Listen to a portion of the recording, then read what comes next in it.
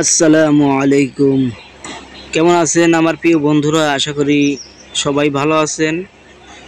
বন্ধুরা, আজকে এই ভিডিওতে আমি দেখাবো আপনারা কিভাবে আপনাদের ছোট্ট শালিক পাখিটাকে খাবার খাওয়াবেন এবং কিভাবে পোষ মানাবেন এবং কিভাবে কথা বলা শেখাবেন। বন্ধুরা,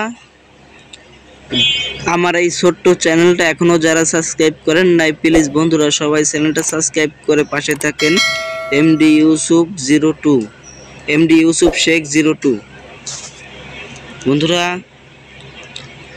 বন্ধুরা পাখির বাচ্চা কিন্তু শক্ত খাবার খেতে পারে না, খাবার নরম করে খাওয়ান লাগে। আমি যে খাবারটা খাওয়াই এটা হলো ব্রয়লার আছে না, ব্রয়লার মুরগির ফিড। এটা পানি দিয়ে ভিজিয়ে নরম করে তারপরে এইভাবে আমি আমার পাখির বাচ্চাকে আমি খাওয়াই। তোমরাও এইভাবে তোমাদের প্রিয় পাখির বাচ্চাকে খাবার এইভাবে খাওয়াইতে পারো। বন্ধুরা, একটা সিলিঞ্জি রেখে পাশে রেখে দিবেন, কারণ পানি খাওয়াতে লাগে। বন্ধুরা, শালিক পাখির প্রিয় খাবার হচ্ছে পোকামাকড়, কিন্তু আমরা অনেকেই পোকামাকড় শালিক পাখিকে খাওয়াতে পারি না সময়ের কারণে। সেজন্য আমরা বাজার থেকে ব্রয়লার মুরগির ফিড এনে পাখির বাচ্চাকে খাওয়াই। বন্ধুরা, আর শালিক পাখি বাচ্চাকে কিভাবে পোষ মানাবেন? বন্ধুরা, শালিক পাখির বাচ্চাকে ছোট থাকতেই পোষ মানানো লাগে, কারণ শালিক পাখি বড় হয়ে গেলে আর পোষ মানে না। বন্ধুরা, শালিক পাখির বাচ্চার যখন ক্ষুধা লাগবে দেখবেন কি অনেক ডাকাডাকি করবে খাওয়ার জন্য। বন্ধুরা, তখন শালিক পাখির বাচ্চাটাকে ছেড়ে দিবেন। আপনি যেদিকে যাবেন সেদিকে আপনার পিছে পিছে ঘুরবে।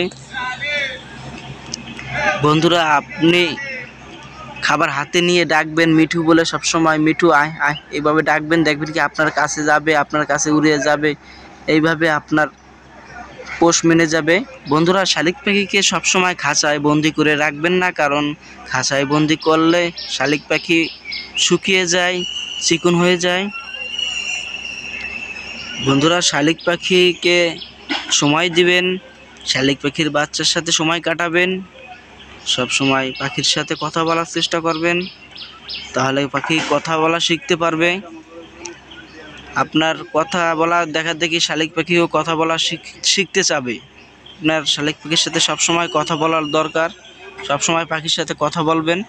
এবং বন্ধুরা, ভিডিওটা যদি ভালো লাগে প্লিজ আমার চ্যানেলটা সাবস্ক্রাইব করে পাশে থাকবেন এবং পাশে থাকা বেল বাটনটি অল করে দেবেন। আবার দেখা হবে। ধন্যবাদ, সবাই ভালো।